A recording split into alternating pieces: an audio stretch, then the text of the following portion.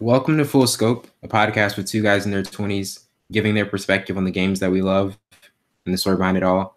I'm your host, Wellington Burns, along with my counterpart, Savon Morris. How's it going? It's going pretty good, man, with yourself. Pretty good. Uh, was about to have a host on, was about to have a guest on, but technical difficulties have gotten in the way the last three times. But it's good. It's good to be back again. Yeah, I totally agree. Totally agree.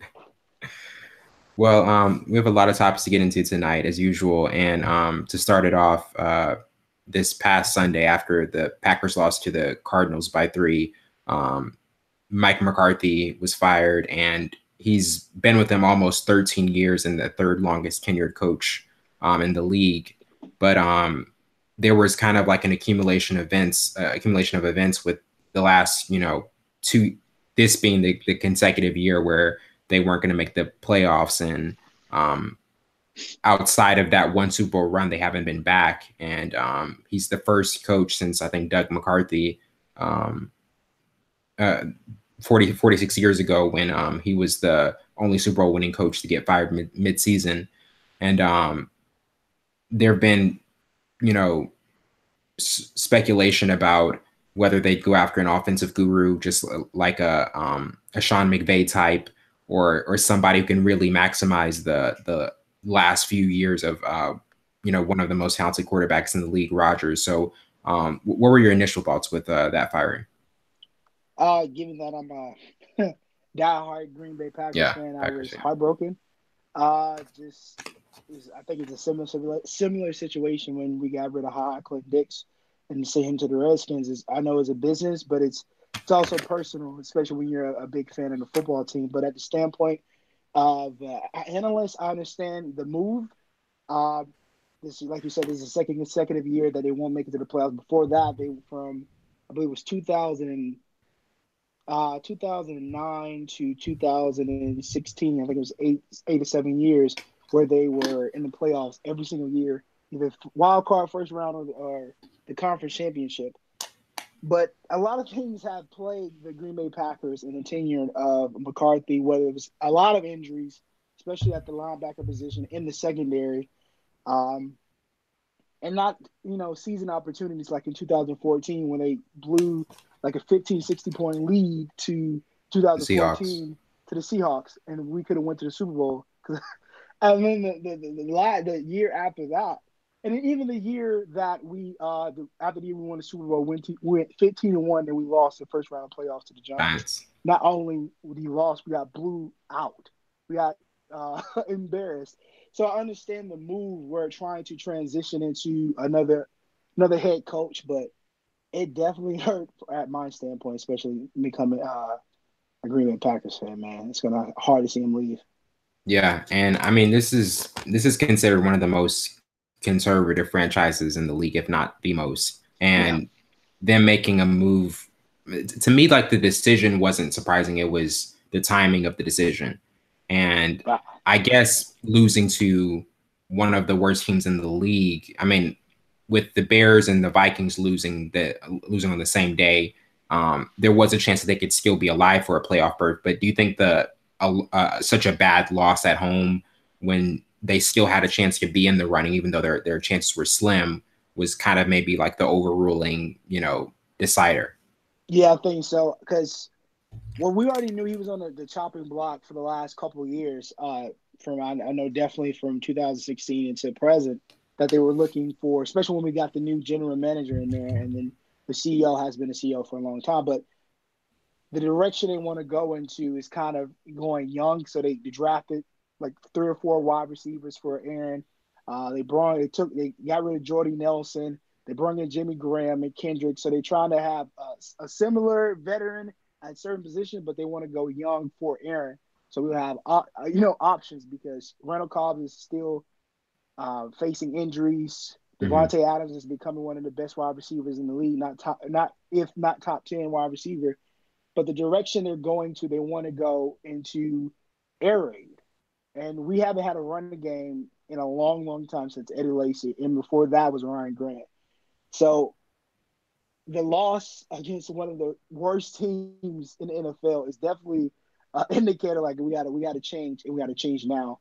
And I think what direction they're going to. They're trying, like you said, to kind of seize the opportunity for Aaron Rodgers' last 4 or 5 years in his prime.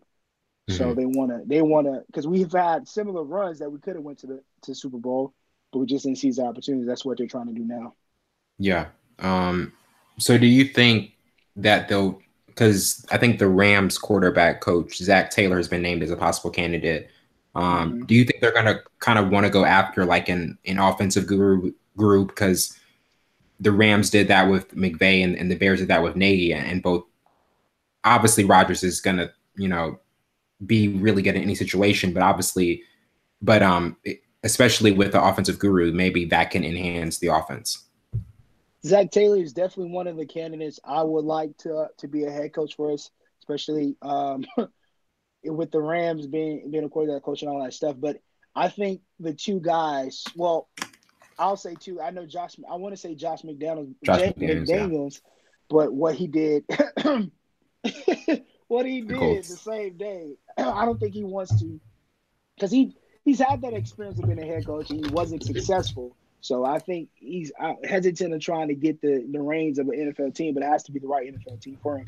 But I think who's Joel Philbin, who's the interim head coach for the rest of the season, I think he's definitely a candidate because he was the offensive coordinator and quarterback coach from 2007 2011.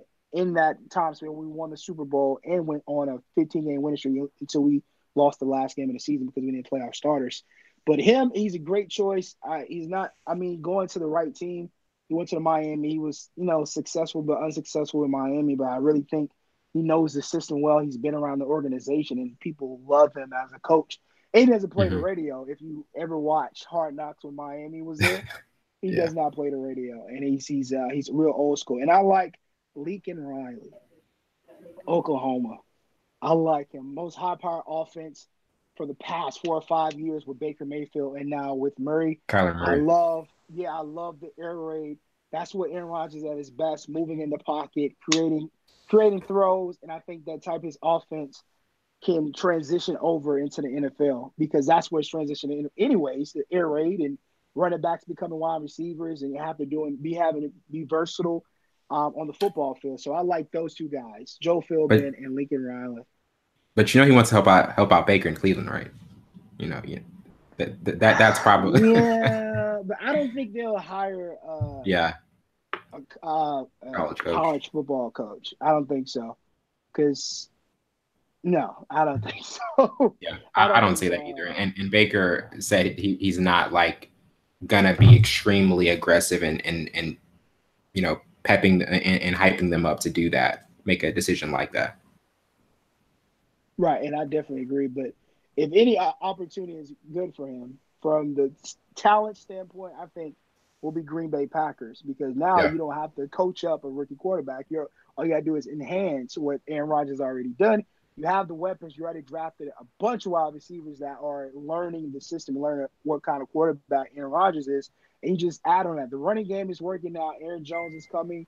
Like it's getting there, but the defensive side is where we struggle the most. Offense, we're always prolific, but it's the defense and with nagging injuries and the secondary not being as potent as it used to be. But if he wants the opportunity, I would welcome him open arms, just giving his resume that he did with Oklahoma. Yeah, I would definitely say his his resume. I mean, with what he's able to, the shoes he's been able to fill with Bob Stoops, and Yeah. then just keeping the system going with Murray's has been quite impressive. Um, Transitioning to the Kareem Hunt situation, this past Friday, I think the video was released by TMZ of him striking, kicking a 19-year-old woman, and I think the Cleveland hotel. And there also was an incident a month later at a Cleveland resort, which also wasn't fully revealed until now. And now the Chiefs Friday night released him, and obviously it was an essential move with it becoming public, and the league and the Chiefs hadn't seen it until it became public. Just like everybody else, but with the Ray Rice situation, TMZ, they released it they were ahead of the curve in terms of getting information out compared to the NFL. And with the NFL not obviously they want the they've made this statement of the league offices has wanted to improve their investigative uh, just the way they go about it and the manner in which they do it in a timely manner. But this is it almost feels like it's repeated itself because the same thing happened with Ray Rice. Not obviously like the situation, but Yeah. TMZ releasing it, and now it's the Chiefs really had no choice but to do this. So what were your thoughts on a very just reoccurring situation that the scandal that's happening in the league? I had mixed emotions about it, just because of both perspectives of you assaulting a woman. I saw the video; it wasn't as severe as the Ray Rice incident, but it was something to pay attention to and to be punished for. But nobody says anything about the retaliation or the initiation of the other party involved when it comes to domestic violence. And I want to highlight that the most. I'm not taking from anything what he did that was wrong. Definitely, you should punish him for it. And I'm pretty Right. sure the NFLPA will kind of try to appeal his ban from the NFL because Adrian Peterson was banned as well for abuse and child abuse, and Ray Rice was banned as well, and he was allowed back, but nobody really wanted to pick him up. But so I'm pretty sure Kareem Hunt will be back in the league the next 3 or 4 years. But that's the punishment. But we never take insight on the initiation in retaliation of what the other party, the person involved, the woman, because the guy is always has to be this, can't strike back, but she's repeatedly hit him in the face, and the kick Yeah, was that was not the as worst it part. was just like a little poo, like a how a little kid misses, like a 1-year-old tries to kick or Mhm. 2-year-old tries to kick and misses. It wasn't as Yeah, but severe. the optics of it was obviously really bad. It wasn't a Right. vicious kick, but at the same time, just that image. Yeah, and I definitely understand. I'm not, I have morals, so I'm not taking anything away, but we never Right. Yeah. highlight the initiation of the domestic violence suits, but it has to be. I like the way they kind of went through protocol and the policy of the Kansas City Chiefs as well as the NFL because we can't have this. And a lot of people, if he would have came out and was honest and dealt with it firsthand, then I think the consequences would have been reduced. But you hiding it and lying to the organization, it's going to have you banned from the NFL, and that's what he is right now. But I assume that the NFLPA will have an appeal for him, just like Ezekiel Elliott, appealed, and all the different other players that dealt with the domestic violence or something along those lines to appeal. Yeah. And I mean, the league accumulated like $14 billion last year, and um, they can put as much money into investigating violent situations as they choose. But just the fact that TMZ got that information out in instead of them first, do you think it's one of those situations where that part in terms of TMZ getting it leaked out another time because obviously they're going to get this information out quick, but Right. like how do you view that in terms of them another entity getting that information out and that content out sooner than the actual leak? One, I don't think the NFL had that type of information because the NFL is not going to pay anybody to get that type of video footage, but TMZ Right. will. And I think social media and just the internet itself has heightened that, so they can be rewarded for their for their I guess investigative skills or camera skills, whatever. But TMZ reporting that really shows light how fast information is processed without the main party being knowing about it. And TMZ has always done this. TMZ has always put out information before anybody else has because they pay. Money goes a long way. We know that. But Yeah. I think that is definitely a problem that the NFL, they didn't allow the NFL to handle it procedure wise, but they were forced. I think their hands were forced when the video came out. Now they have no choice but to act. But I think the investigation would have went way more smoother for the NFL if TMZ would never release the footage of Kareem Hunt assaulting a 19-year-old. Yeah, definitely. Transitioning to Russell Wilson, he's had a phenomenal season so far, and he's but before the season when we were looking at certain teams, I think you said I had the notion of that this was going to be a rebuilding season, but you're like I don't think they were they're rebuilding. I think they're refiring, and so far they're still in playoff contention, possibly a 5 seed, and this is a team that has a really strong rushing attack, and Wilson really hasn't been involved in that as much. And he's fourth in touchdown passes with 29. He has an 8.9 touchdown rate. And in the past 10 weeks, he's thrown 24 touchdowns and 2 interceptions. So his evolution, his evolving as a passer, it has really been the thing that's been highlighted the most. So what stood out to you the most in his current run, and how the Seahawks are kind of a dark horse in the conference right now? Well, yeah, like I said, you definitely have a great memory. I said they're not rebuilding, they're reloading. But the Yeah. running game has been very beneficial for Russell. And we've seen what a running game can do to help Russell Wilson be a great quarterback because he's his best on play action and bootleg plays. That's when he's his best, when he's rolling out and he can see the field well. And then he can use his running ability to kind of persuade the guy in front of him to either retreat or come get me so I can have a wide receiver right open right behind you. So that's where he's bet. The running game has been very beneficial for them. And I think the defense has played well in situations, especially when they played the Green Bay Packers in that game. But he's been playing lights out, like you said. He's completing over 60% of his passes. That's as high as ever. That's great. Even both the Yeah. Super Bowl runs, like he's playing great. He's a consistent quarterback. I love Russell Wilson for that because he's so consistent and he's a great leader. And I told you they lost the first 2 games, and everybody was like, "Oh, they might not be as good because they lost all the pieces. The balling wasn't healthy yet. He's back. He's been killing. Tyler Lockett has been playing phenomenal football for them, deep ball threat and intermediate routes. Like it just works. Now they have a run game again since Marshawn Lynch kind of retired and Mm-hmm. left, and he went to Oakland. That big debacle.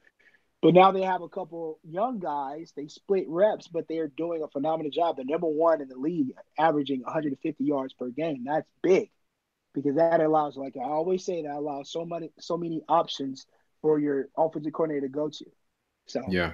they're playing great football, and they're definitely the dark horse right now because, well, I'll let you lead that in. I'm sorry.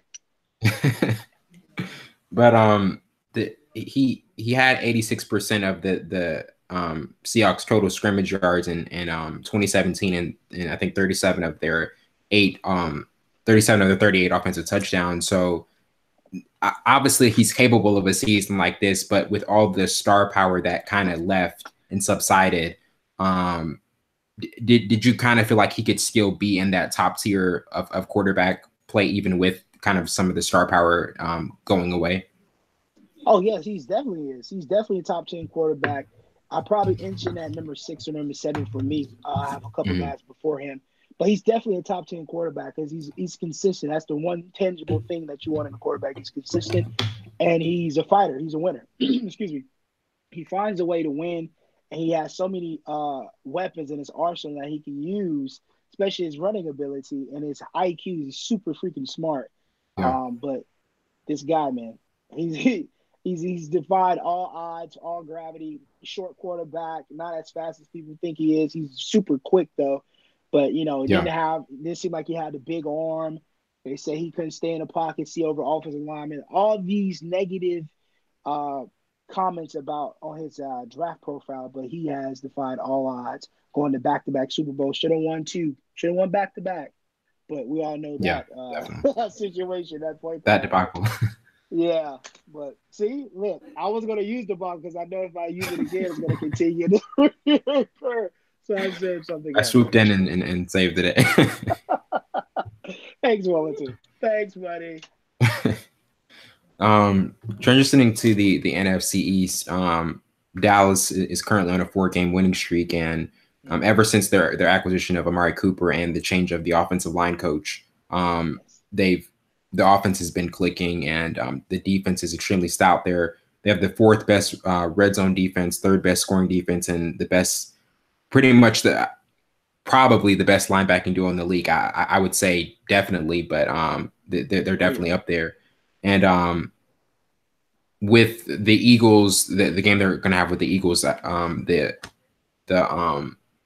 I believe the Eagles are 5-6, The or Eagles are 6-6. They just okay, beat the 6 Washington and 6. Redskins. Yeah.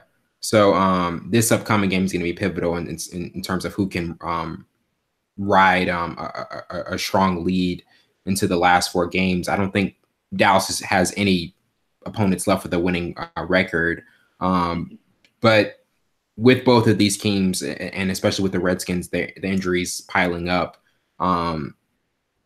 this is a team, to me, I would give the edge to Dallas in terms of winning the NFC East because of their stout defense and them being able to match up well with offensive juggernauts. But with Philly kind of getting a little rhythm back in the Redskins, and their win against the Redskins, who do you see with the edge in this race?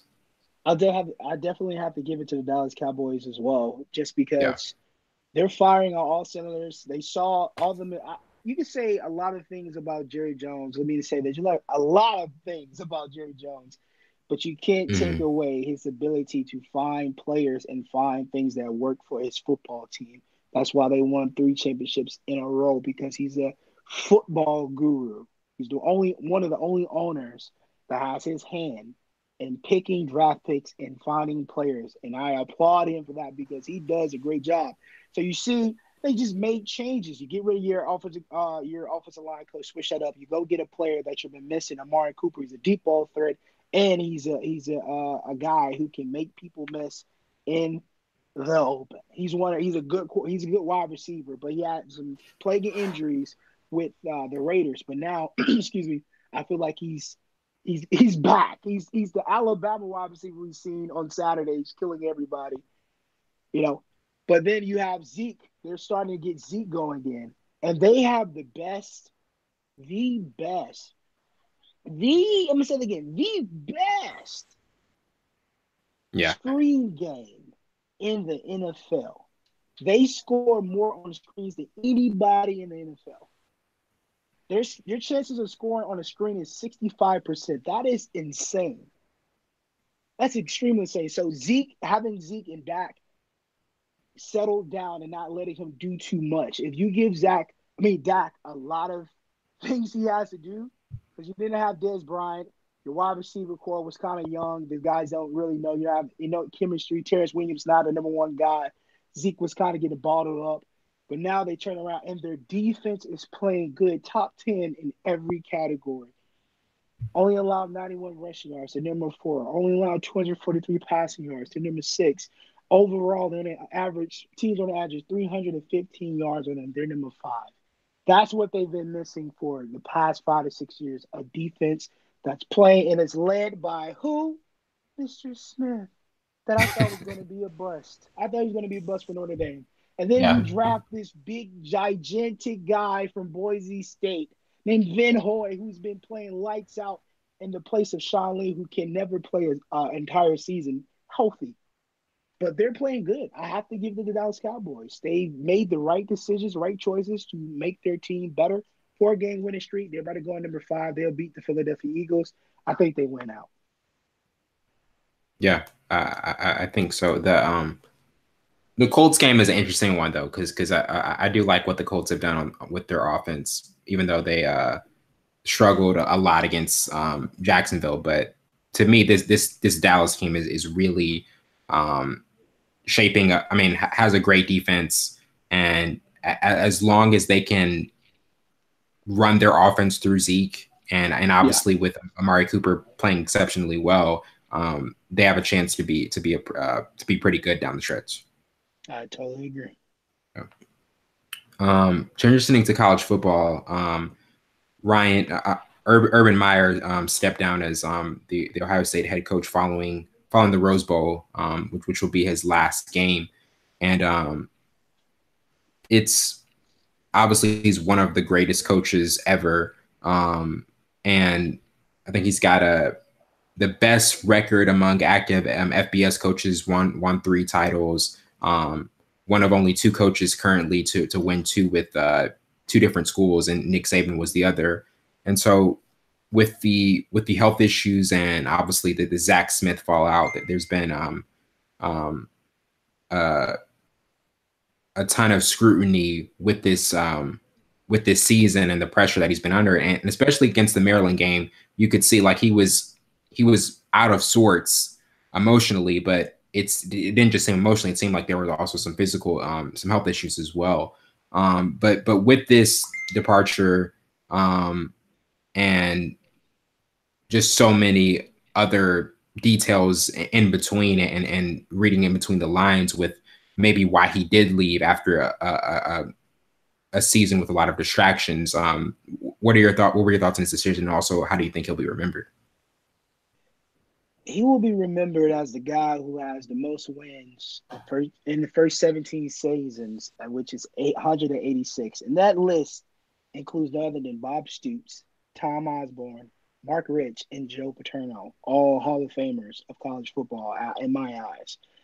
Those guys are extremely talented in finding players, molding players, and being able to get every ounce of energy from your football players. And Urban Meyer is the same way. Ever since he stepped in at Florida, he's been a Florida, he's been a guru. Like, this guy is phenomenal. I really don't like. I think one blemish is when he stepped away for health reasons. I hope this was true, but I think it was next year you accept the job at Ohio State. Mm-hmm. So a lot of people said after Tebow left and all those guys left, he stayed for 1 year with Brantley, realized that they didn't have recruits, they didn't have the talent, so he faked a health issue. And then the following year after that, you accept a job at Ohio State, which was kind of iffy. I think that's to be the one big blemish on his coaching resume. But other than that, he's a great coach. And I mean, his resume shows that he's the type of guy who loves to win. He's emotional. He fights for his players. And I think that's what he'll be remembered for, being a great football coach, been a great leader and role model, and being a guy who knows how to get people to your program. And that's the biggest thing you want in a coach. Yeah, and another thing is, I think with a lot of Big Ten coaches, just winning the Rose Bowl, that was the biggest thing. But when Urban Meyer got there, he changed the mentality. It wasn't just being a contender; it was being a national contender. And True. And that's, I think that was the thing. Like with Michigan, every time they no matter they've for the most part kind of been a 10-2 team, or a 9-3 team in that range. And if they're not able to get past Ohio State, this season there hasn't been any true merit to the season, or any meaning to the season, because they haven't been able to get past to at least get to the Big Ten championship and have a chance to be in the playoffs. So to me, the perception and the mentality that he's changed for the Big Ten has really been impactful. But with Ryan Day taking his place, because like most of the staff is still intact, it's almost like a Lincoln Riley Bob Soup situation. I'm not saying that he'll have that same success that Lincoln Riley has had, but this is a player's coach. He's intense, fiery. He did well in the 3 games Myers was out. How do you see the transition with him working out? I mean, he was the interim head coach for Ohio State when Urban stepped away, so he knows the system well. He's been there with Urban for a minute. So I think the transition won't be as as brutal as everyone thinks it is, especially if they continue to recruit the way Urban did and just follow his guidelines of getting players there and want to play with you. But they have mad potential still. Haskins is going to be back. He's a Heisman candidate. You have a lot of guys on the offensive side that are really, really good. They're young sophomore, juniors that will probably stay Mhm. into their senior year. So, excuse me, the transition will not be as hard as people will think it would be because he's been in the system. I like when they hire within. But it was a lot of coaches that they had in mind. But I think Ryan was Mr. Rondé was the best option because you don't want a guy come in and switch things up. You just want a guy who can continue the success that Urban Meyer has done for the past few years that he's been there. So I think the transition would be pretty good. Hopefully he kind of focus on defense too because their defense has been terrible. But they're young though. One of their star guy was focused on draft, so that's another big thing. But they have some young guys that they can you know, mold and capitalize on. Yeah. Um, I definitely would agree with that. Transitioning to Cliff Kingsbury being hired at USC, it's interesting because he actually was one of the coaches that was mentioned as a possible candidate for the Green Bay job before his new hire, and he's worked extremely well with players like Johnny Manziel and Patrick Mahomes, and he's bringing the air raid offense to Southern Cal, and um, it's a huge thing with his air raid offense mentality because scoring points is, I mean, that's at a premium in today's game. And if Helton struggles, he's likely the most likely coach in waiting. But with this and how USC really struggled, and this possibly being the biggest hire Helton has made so far, how do you think the offensive change that he's going to bring is going to impact them? Um, at first, I was kind of hesitant about that because as a head coach, he wasn't that successful. That's why he was fired from Texas Tech. But Yeah. just given the offensive side, because their defense will never be that good, especially in their conference. But just given the point where they average almost 40 points a game, and that's what USC has been missing for the past couple of years. So he's going to be the quarterback coach, like you said. He's been with guys like Baker, Johnny Manziel, Case Keenum, Patrick Mahomes, Davis Webb, all these guys. And I think Helton, who's on the chopping block, had to shake things up. Yeah. So why not go get a guy who brings in the air raid, will kind of mold your quarterback and get you 40 points a game and get you back to the glory days because USA hasn't had a losing season since 2000. Well, this year they kind of had a losing season, but gosh, man, the air raid for USC is going to be kind of different because the quarterback before, what's the quarterback? Oh, I lost my place, man. Is it Come on, JT? help me out. Is it JT? Not JT. The current Jeez. quarterback for USC. Yes, he's not in my notes. I thought I put in my notes, but yeah. We are So currently looking that up. The full scope staff. the full scope cap is looking that up for us. We'll get that back to you guys. But JT no, just have Daniels. thank you, JT Daniels. And I just Yes. as soon as you said that, I saw it. JT Daniels, young quarterback. He has a lot of flaws, but he has so much potential. Obviously, if he's at USC, but having uh, him there and knowing what he can do with quarterbacks and the more quarterbacks and then bringing that air raid, I think that's uh, the best thing that can happen for you. See, just given that you're averaging 40 points a game with the talent that's not even remotely close to Right. USC's resources, talent, recruiting. Just imagine if imagine when he gets to USC and what he could do for that offense. But I don't know. I hope he does good because Are you a little I was looking. skeptical? Yeah, because just of his head coaching, the last 3 seasons with Texas Tech, they had all But he doesn't have losing as much seasons. of a heavy load now. He does. That's also what I was thinking about, and just thinking about the positive of him, his offense, which he's going to be the Mm. offensive coordinator, the quarterback's coach, averaging 40 points a game, and I mean that's all you had. That's all you need to see. If I'm a head coach, he averages 40 points a game. Yeah, right. Well, come on over here, brother. That's all I need to see from an offensive coordinator. I don't care what you did as a head coach because being a head coach is a different monster. There's a lot of moving variables and parts that you have to worry about. But as an offensive coordinator, you focus on just being an offensive coordinator, molding a Yeah. quarterback, and he can do that. Obviously, with the names that we just mentioned, Johnny Manziel, Patrick Mahomes, Baker Mayfield, guys like that. So in conclusion, you wouldn't have been thrilled with him being the new hire at Green Bay. No. Oh no. No. No. Yeah. No. No. No. No. No. No. No. No. Just looking at his track. No. No. No. No. No. No, sir. Even Yeah. with his But Lincoln average amount of Riley, games, you'd be thrilled. I would love Lincoln Riley. I think that type of offense, Aaron Rodgers would eat up. Yeah, tailor made. He will eat up. But I don't think we have to get the offensive lineman for that type of offense as well, too. Because we give up a lot of sacks at Green Bay. Yeah. But yeah. Transitioning to the Heisman race, it's Dwayne Haskins, Kyler Murray, and Tua, and I feel like in a typical season where two guys aren't having like insane, otherworldly type seasons, Haskins would have a really good shot.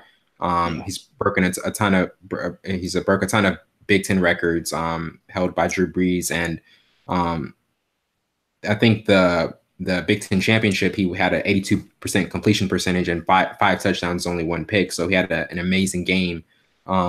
But Murray and Tua are having two of the greatest seasons we've ever seen in college football. And with Murray, he's having to put up a ton of more numbers because of, he has a very subpar defense, and Tua, he's able to sit out a lot of fourth quarters. So he hasn't had to have play as much in late game situations. So in the SEC championship game, Tua threw two picks, had to leave because of the knee injury, and now it's revealed as a high ankle sprain. So and then Murray had a great game against Texas and closing it out in the Big 12 championship. So with those two, I don't know if you think Murray closed the gap with that Big Ten championship, or just if you feel like Tua had his overall resume, which is just too strong to overcome. Who would you give the edge to? I would definitely give it to Kyler Murray. Yeah, just giving what he's accomplished at his size, 5'10". With his size, with his defense, and with his struggling on offense sometimes as well. But just he's a dual threat quarterback. I'd rather give it. I know Haskins has broken a lot of records. Okay. I know Tua he still hasn't played a full fourth quarter yet, if you think about it. He didn't play full fourth quarter in SEC championship either. But Kyler Murray, what he's done, throwing over 4,000 yards, 40 touchdowns, completing over 71% of his passes, averaging 11.9 per yard. And then you tack on almost 1,000-yard season with 11 touchdowns with the Big 12 title. That is what had Johnny Manziel win the Heisman. That's what Tim Tebow did to win the Heisman. The list, Lamar Jackson did win the Heisman. The list goes on, just giving the set requirements in Heisman winners what they've done. That's what Kyler Murray has done for both his legs and his passing arm. So I would definitely give it to him. Haskins has been great this year. Yeah, but given to what Kyler Murray, his stature, the small things that he doesn't have that Tua or Haskins has, and he's doing it with ease. I have to definitely give it to Kyler Murray, and I think he will win it. If he doesn't win, it's rigged. So he's rigged. So you think Murray will win? Yes, I definitely think Murray will win. Just look at the statistics. So you don't think people are just gonna just fall for the Tua hype? No. Tua is, because I do think that the conference championships, like how both of those guys played, was going to be a distinguishing factor in who got the edge. And Murray had obviously a phenomenal game, and then with Tua, struggled with the two picks and then the injury. Yeah, and then we saw a lot of forcing it. Freshman plays, forcing it, not trusting his offensive lineman. And we've seen the nagging injuries all season and before the season even started. But hats off. Well, we'll get to Jalen. Hats off to Jalen, man. But Yeah. Yeah. just What were your thoughts on that? Because that was, I mean, just you can't write a script like that to you even can't. get close to that. And obviously he It just came in with extremely clutch it was so ironic because the same similar situation that happened to me the year before in January. was reversed. So that is it crazy. And you come in, he looked better in the pocket.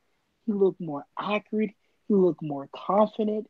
He looked everything that we see in Tua that you are forced to work on. And having that type of talent in your quarterback room, it has to drip off, or you have to say, okay, what can I do to be a better quarterback? That last drive to win it before he ran in, the last 3-4 throws were accurate, on point, in a position where only the wide receiver could get it. One of those plays where cover two, all you had was 5 to 10 yards in between the hashes, and he put it right on the wide receiver on that sideline, and he caught it. Those type of throws are NFL type throws, and when I saw them, I was like, what? Wow, what Yeah. happened? Jalen threw that? Like he ran through his progressions. He drive his feet, arm accurate, everything what I nagged against him that he couldn't throw. He proved me wrong. I mean, it was only Mm-hmm. for it wasn't an entire game now, but he showed Yeah, that's the improvement. thing. That Yeah, is the thing. It he was showed not for the improvement. entire game. Not on the entire Yeah, game, but he definitely showed improvement. yeah, I haven't been big on Jalen either, and he was just like you said, extremely accurate and more confident in the pocket. Usually, the tendency with Jalen is if he doesn't see anything, he's not going to wait, and he's just going to Yeah, just run. Which I mean, obviously he's a better runner than passer, but that was just phenomenal how literally things reversed. Same team. Stakes were extremely high again, and he comes in and has a phenomenal performance. Um, Transitioning to the college football playoff matchups, Alabama's playing Oklahoma, and I think is it in Miami? Orange Bowl, Orange Bowl, okay, yeah, yes. and then the Cotton Bowl with Clemson and Notre Dame. Um, which one do you want to start with? Which one kind of stands out to you the most? I think, excuse me, for the first time since the college football playoffs has been initiated, that these teams match up the first round super well. Yeah. Super well. The last time Alabama has seen a dual threat quarterback was not the last year, but the year before in Deshaun Watson. And the year before that in Deshaun Watson. So now you get a quarterback in Kyler Murray who's super elusive. Your defense has been playing well, but you haven't seen this type of quarterback all season. All season. This type of quarterback all season. And now you're getting tested out. Look. And then Oklahoma's defense haven't seen this type of offense Mhm. that has two good quarterbacks in a while either. And they've been struggling with subpar teams. So now I think they match up well on both sides of the football. Well, Oklahoma kind of being off because of their defense, but we've seen what their offense can do, and they can shoot out. Can Alabama go to a shootout? Can they continue? Can they make big plays and shut down Kyler Murray? That's why I say they match up well. But it's gonna be a good game. Oh, it's gonna be a good game. It It's is. gonna be an extremely good game. I'm looking forward to it. And Kyler Murray. yeah. Oh, good. And we could have seen that matchup last year, honestly, if you think about how the Oklahoma Georgia game unfolded. But Right. with I mean Oklahoma having the 31-14 lead at halftime and then blowing it in overtime to Georgia and Alabama dominating Clemson. But Alabama's they're second in defensive efficiency. Oklahoma's 91st. That to me, that's kind of the distinguishing factor. Is there any other factor that or any other matchup that stands out to you in that game? Well, Oklahoma, Alabama. Yeah.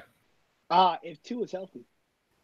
Like you said, Hmm. we seen the excuse me, we seen the progression of Jalen, but it was only for the spurt and a moment. Now, can if Tua can't go, can Jalen do an entire game, 4 full quarters of teams blitzing him, showing him different packages, the offensive line kind of waning? Because I mean, this is a pretty good offensive line, only allowing 1 sack, but they do get a lot of hits on the quarterback. Hence, Tua being smashed, Hulk smashed in a couple games. So can he continue to get better each quarter? And if Tua can't go, then they're gonna have to lean heavy on the run game and not give Jalen too much. Because I not to take Yeah. anything away from Jalen, I did think Kirby their defense was conservative, thinking that Jalen couldn't complete those type of passes. But now I think if Oklahoma sees that, they'll kind of blitz him and do different packages if Tua can't go. So that's Yeah. another factor to me. They were really conservative, similar to how they were conservative in the championship. Yeah. Because if Jalen was in there, I would have blitzed him every other play, just knowing his MO of him not being patient in the pocket, him not being accurate. If you give him the throws, he can stay in the pocket, he can see, he's going to deliver. But if you rattle him and get him outside the pocket, knowing that his running ability is going to kick in, but you have a better chance of stopping him and getting defensive linemen out there to get him before he makes big runs. But Hmm. you play. I think they definitely played too conservative that last drive against Jalen.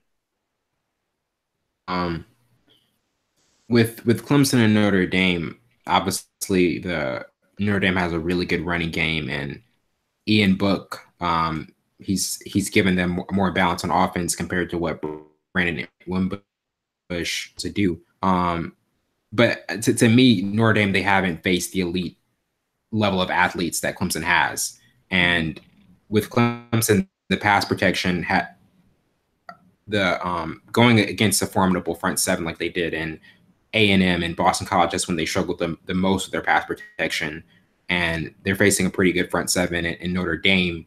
And this is the moment where a true freshman and Lawrence, who I've been really high on, and Sweeney made the decision to change.